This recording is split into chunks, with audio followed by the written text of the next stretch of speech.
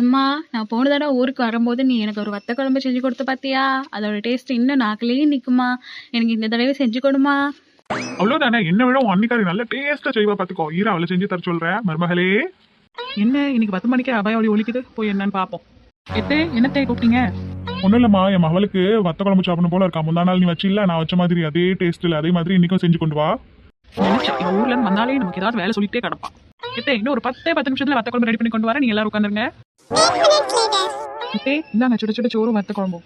என் மருமவன் தான் எதையும் என்ன மாதிரியே ஃபாஸ்டா செஞ்சு முடிச்சிருவா. எம்மா, நான் கூட உன் மருமகளை என்னமோ நினைச்சேன். ஆனா கைப்பக்குவம் அப்படியே உன்ன மாதிரியே செஞ்சிருக்காங்கம்மா. இனி சும்மா சொல்லக்கூடாது. எங்க அம்மா எப்படி செய்வாங்களோ அப்படியே அதே கைப்பக்குவத்துல செஞ்சிருக்கீங்க.